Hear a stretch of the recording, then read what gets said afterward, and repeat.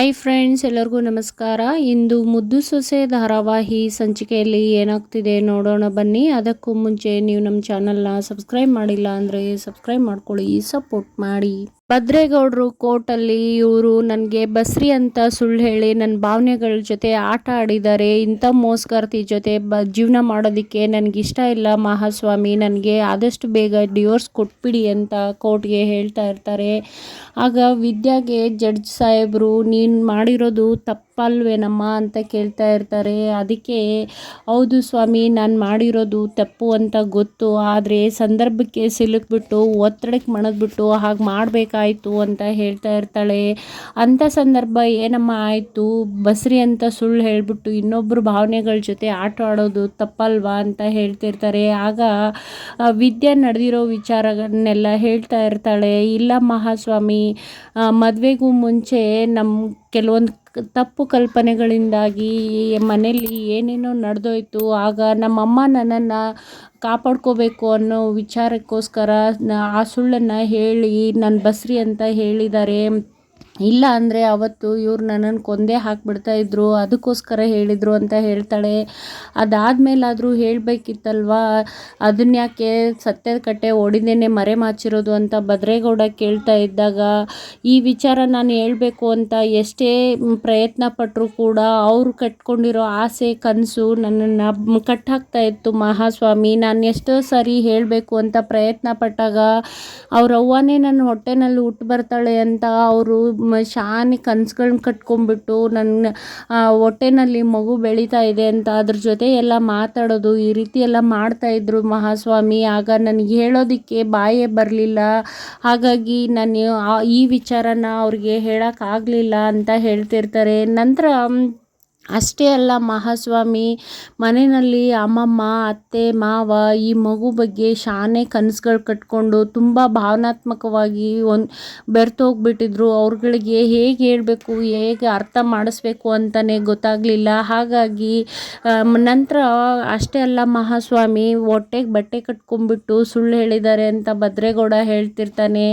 ಹೌದು ಮಹಾಸ್ವಾಮಿ, ಆ ಸುಳ್ಳು ಹೇಳೋದಕ್ಕೂ ಕಾರಣ ಮನೆಯಲ್ಲಿ ಇಷ್ಟು ತಿಂಗಳಾದರೂ ನಿಂದು ಹೊಟ್ಟೆ ಬರ್ತಾ ಇಲ್ಲ, ಗರ್ಭಿಣಿ ಹೌದೋ ಅಲ್ವೋ ಅಂತ ನಡೆಸಿದಾಗ ನಾವು ಬೇರೆ ದಾರಿ ಇಲ್ಲದೆ ಸಂದರ್ಭಕ್ಕೆ ಸಿಲುಕ್ಬಿಟ್ಟು ಇದನ್ನು ಮುಂದುವರ್ಸ್ಕೊಂಡು ಹೋಗಬೇಕಾಯ್ತು ಅಂತ ವಿದ್ಯಾ ಹೇಳ್ತಾ ಇರ್ತಾಳೆ. ಆಗ ಭದ್ರೇಗೌಡ ಏನೂ ಮಾತಾಡದೆ ಇನ್ನೂ ಕೋಪವಾಗಿ ನಿಂತಿರ್ತಾನೆ. ಆ ತಪ್ಪಿಗೆ ನಾನು ಕ್ಷಮೆ ಕೂಡ ಕೇಳಿದ್ದೀನಿ ಮಹಾಸ್ವಾಮಿ, ನನ್ನ ತಪ್ಪು ನನಗೆ ಅರಿವಾಗಿದೆ. ಆಗ ನಾನು ಭಾವನೆಗಳಿಗೆ ಕಟ್ಟಿಬಿದ್ದು ಈ ತಪ್ಪನ್ನು ಮಾಡಿದ್ದೀನಿ, ಅದನ್ನು ನಾನು ಸರಿ ಅಂತ ಒಪ್ಕೊಳ್ತಾ ಇಲ್ಲ.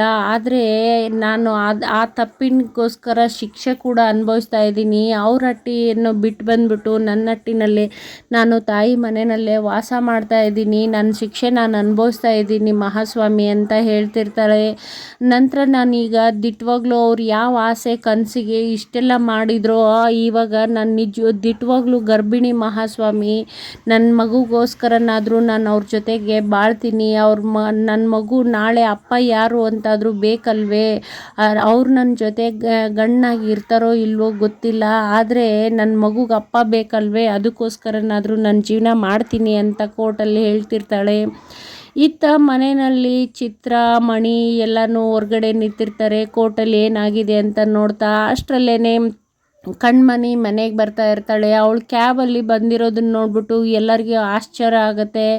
ಬಂದ್ಬಿಟ್ಟು ಲಟ್ಕೆ ಹೊಡಿತಾ ಇದ್ದಾಗಲೇ ಇದು ಖಂಡಿತ ಕಣ್ಮಣಿನೇ ಅಂತ ವಿನಂತಿ ಹೇಳ್ತಾಳೆ. ಅವಳು ಕ್ಯಾಬಿಂದ ಇಳಿದ್ಬಿಟ್ಟು ತುಂಬ ಕೋಪ ಮಾಡಿಕೊಂಡು ಟ್ರೀ ಪಾಟನ್ನು ಎಲ್ಲ ಎತ್ತೆತ್ತು ಬಿಸಾಕ್ತಾ ಇರ್ತಾಳೆ. ಆಗ ಅಮ್ಮಮ್ಮ, ಏನೇ ಇದು ಮೋಹನ, ಮಗಳು ಮನೆಗೆ ಬರ್ತಾ ಇರಬೇಕಾದ್ರೆ ಬಿರುಗಾಳಿಯಾಗೆ ಬರ್ತಾ ಇದ್ದಾಳಲ್ಲ, ಇವಳು ಯಾಕೆ ಹಿಂಗೆ ಮಾಡ್ತಾ ಇದ್ದಾಳೆ, ನಾವು ಕಳಿಸಿರೋ ಕಾರ್ ಎಲ್ಲೋ ಹೋಯ್ತು ಅಂತ ಕೇಳ್ತಿದ್ದಾಗ, ನನಗೂ ಗೊತ್ತಾಯ್ತಾ ಇಲ್ಲ ಅತ್ತೆ ಇದು ಏನು ಮಾಡ್ತಾ ಇದ್ದಾಳೆ ಅಂತ ಹೇಳ್ತಿದ್ದಾಗಲೇ ಅವ್ರ ಕಾರು ಡ್ರೈವರು ಕೂಡ ಬರ್ತಾರೆ. ಆಗ ಯಾಕಪ್ಪ ನೀನು ಇವಳನ್ನ ಕರ್ಕೊಂಬರಲಿಲ್ಲ ಅಂತ ಕೇಳಿದಾಗ, ಇಲ್ಲ ಅಮ್ಮೋರೆ, ನಾನು ಎಷ್ಟೇ ಕರೆದ್ರೂ ಕೂಡ ಅವ್ರು ನನ್ನ ಹತ್ರ ಮಾತಾಡ್ದೇನೆ ಬೇರೆ ಕ್ಯಾಬನ್ನು ಬುಕ್ ಮಾಡ್ಕೊಂಬಿಟ್ಟು ಹಾಗೆ ಬಂದುಬಿಟ್ರು, ಅದಕ್ಕೋಸ್ಕರ ನನ್ನಲ್ಲಿ ಏನು ಹೇಳೋಕ್ಕಾಗಿಲ್ಲ ಅಂತಿರ್ತಾರೆ. ನಂತರ ವಿದ್ಯಾ ಹತ್ರ ಈ ಕಡೆ ಕೋರ್ಟಲ್ಲಿ ಇಷ್ಟೇ ವಿಚಾರನ ಮತ್ತೆ ಬೇರೆ ಏನಾದರೂ ಇದೆನಾ, ಅತ್ತೆ ಮಾವ ಕಿರಿಕಿರಿ ಮನೆಯಲ್ಲಿ ಏನಾದರೂ ತೊಂದರೆ ಇದೆನಾ ಅಂತ ಕೇಳಿದಾಗ, ದಿಟ ಹೇಳಬೇಕು ಅಂದರೆ ಆ ಮನೆಯಲ್ಲಿ ನಾನು ಸೊಸೆಯಾಗಿಲ್ಲ ಮಹಾಸ್ವಾಮಿ, ಮಗಳಾಗಿದ್ದೀನಿ, ನಾನು ಯಾವ ತೊಂದರೆನೂ ಇಲ್ಲ ಅಂತ ವಿದ್ಯಾ ಹೇಳ್ತಾ ಇದ್ದಾಗ ಜಡ್ಜ್ ಸಾಹೇಬರು ಇಷ್ಟೇ ವಿಚಾರಕ್ಕೆ ಯಾಕೆ ಡಿವೋರ್ಸ್ ತೊಗೋಬೇಕು, ಸಂಬಂಧಗಳಿಗೆ ಬೆಲೆ ಇಲ್ವಾ, 1.5 ವರ್ಷ ಆಯಿತು, ಈಗ ತಾನೇ ಸಂಬಂಧ ಶುರು ಆಗ್ತಾ ಇದೆ, ಇದನ್ನು ಬಿಟ್ಟು ಬೇರೆ ಇನ್ನೇನಾದರೂ ತಪ್ಪು ಮಾಡಿದಾರಾ, ಬೇರೆ ಏನಾದರೂ ಬಲವಾದ ಕಾರಣ ಇದೆಯಾ ಅಂತ ಹೇಳ್ತಾ ಜಡ್ಜ್ ಅವ್ರು ಕೇಳ್ತಾ ಇರಬೇಕಾದ್ರೆ, ಇಲ್ಲ ಮಹಾಸ್ವಾಮಿ, ಅವರು ನನ್ನ ಭಾವನೆಗಳ ಜೊತೆ ಆಟ ಆಡಿರೋದ್ರಿಂದ ಅದನ್ನು ಮರೆತುಬಿಟ್ಟು ಅವ್ರ ಜೊತೆ ಜೀವನ ಮಾಡೋ ಇಚ್ಛೆ ನನಗಿಲ್ಲ, ನನಗೆ ಡಿವೋರ್ಸ್ ಕೊಟ್ಬಿಡಿ ಅಂತ ಭದ್ರೇಗೌಡ ಹೇಳ್ತಾ ಇದ್ದಾಗ ಜಡ್ಜ್ ಸಾಹೇಬರು, ಅಲ್ಲಪ್ಪ, ಅವಳು ತನ್ನ ತಪ್ಪನ್ನು ತಾನು ಒಪ್ಕೊಂಡಿದ್ದಾಳೆ, ನಂತರ ನಿಮ್ಮ ಹತ್ರ ಕ್ಷಮೆ ಕೂಡ ಕೇಳ್ತಾ ಇದ್ದಾಳೆ, ಕ್ಷಮಿಸ್ಬಿಟ್ಟು ಜೀವನ ಮಾಡೋದಲ್ವಾ ಅಂತ ಹೇಳ್ತಿರ್ತಾರೆ. ಇನ್ನೊಂದು ಕಡೆ ಯಾಕೆ ಹೀಗೆಲ್ಲ ಮಾಡ್ತಾ ಇದೀಯಾ ಮಣಿ ಅಂತ ಮೋಹನ ಹತ್ರ ಬಂದು ಕೇಳ್ತಾ ಇದ್ದಾಗ, ನಾನು ಅಲ್ಲಿಂದ ಇಲ್ಲಿವರೆಗೂ ಬಂದರೆ ಅಣ್ಣ ಅಪ್ಪ ಯಾರೂ ಬಂದಿಲ್ಲ, ಅಂದರೆ ನಾನು ಇಲ್ಲಿಗೆ ಬಂದಿರೋದು ಯಾರಿಗೂ ಇಷ್ಟ ಇಲ್ವಾ, ನನ್ನ ಮೇಲೆ ಯಾರಿಗೂ ಪ್ರೀತಿ ಇಲ್ವಾ ಅಂತ ಕೂಗಾಡ್ತಿರ್ತಾಳೆ. ಆಗ ಚಿತ್ರ ಅಷ್ಟು ಜೋರಾಗಿ ಕಿರಿಚಬೇಡ್ವೆ, ಊರಿಗೆಲ್ಲ ಕೇಳಿಸುತ್ತೆ ಅಂತ ಹೇಳ್ತಿದ್ದಾಗ, ಕೇಳಿಸ್ಲಿ ಬಿಡು ಅಂತ ಹೇಳ್ತಿದ್ದಾಗ, ನಡಿ ಒಳಗಡೆ ಹೋಗೋಣ ಅಂತ ಮೋಹನ ಕರಿತಾ ಇದ್ದರೆ, ಇಲ್ಲಿವರೆಗೂ ಬಂದವಳಿಗೆ ಒಳಗಡೆ ಹೋಗೋ ದಾರಿ ಗೊತ್ತಿಲ್ವಾ ಅಂತ ಕೋಪ ಮಾಡ್ಕೊಂಡಿರ್ತಾಳೆ. ಅಷ್ಟರಲ್ಲೇ ಚಂಪಾ ಹತ್ರ ಆರತಿ ತಟ್ಟೆ ತರಿಸ್ಬಿಟ್ಟು ಆರತಿ ಮಾಡಿ ಒಳಗಡೆ ಹೋಗ್ತಾಳೆ. ಈತ ಭದ್ರೇಗೌಡ, ಇಲ್ಲ ಮಹಾಸ್ವಾಮಿ, ನನಗೆ ಇವಳ ಜೊತೆ ಜೀವನ ಮಾಡೋಕ್ಕಾಗೋದಿಲ್ಲ, ನನಗೆ ಡಿವೋರ್ಸ್ ಕೊಟ್ಬಿಡಿ ಅಂತ ಭದ್ರೇಗೌಡ ಹೇಳ್ತಾ ಇರಬೇಕಾದ್ರೆ ವಿನಂತಿ ಸಾವಿತ್ರಿ ಮತ್ತು ಈಶ್ವರಿಗೆ ಹೇಗೂ ಡಿವೋರ್ಸ್ ಸಿಗ್ಬೋದೇನೋ ಅಂತ ಒಂದೇ ಆಸೆಯಿಂದ ಕಾಯ್ತಾ ಇರ್ತಾರೆ. ಆದರೆ ಜಡ್ಜ್ ಸಾಹೇಬರು ಇದು ಒಂದೇ ಕಾರಣಕ್ಕೆ ಡಿವೋರ್ಸ್ ಕೊಡೋಕ್ಕಾಗೋದಿಲ್ಲ, ಇನ್ನೇನಾದರೂ ಬಲವಾದ ಕಾರಣ ಇದೆಯಾ ಅಂತ ಪ್ರಶ್ನೆ ಮಾಡ್ತಾ ಇದ್ದಾಗಲೇ ವಿದ್ಯಾ ಲಾಯರು ಅಬ್ಜೆಕ್ಷನ್ ಯುವರ್ ಲಾರ್ಡ್ ಅಂತ ಹೇಳಿಬಿಟ್ಟು, ಈಗ ನನ್ನ ಕಕ್ಷಿದಾರರು ಅವ್ರ ಕಡೆಯಿಂದ ಒಂದು ನಯ ಪೈಸನೂ ಜೀವನಾಂಶವನ್ನು ಕೇಳ್ತಾ ಇಲ್ಲ, ಅವ್ರು ಕೇಳ್ತಾ ಇರೋದು ನನ್ನ ಮಗುಗೆ ತಂದೆ ಬೇಕು ಅಂತ ಮಾತ್ರ ಮಹಾಸ್ವಾಮಿ. ಹಾಗಾಗಿ ಈ ಎಲ್ಲ ಇವರಿಬ್ಬರು ಮಧ್ಯೆ ನಡೆದಿರೋದಕ್ಕೆ ಆ ಮಗು ಏನು ಮಾಡಿದೆ, ಏನು ತಪ್ಪು ಮಾಡಿದೆ, ಅದಕ್ಕೆ ಮುಂದೆ ಬೆಳಿಬೇಕಾದ್ರೆ ತಂದೆ ತಾಯಿ ಇಬ್ಬರು ಬೇಕಲ್ವೇ, ಅದಕ್ಕೆ ಯಾಕೆ ಶಿಕ್ಷೆ ಕೊಡಬೇಕು ಮಹಾಸ್ವಾಮಿ.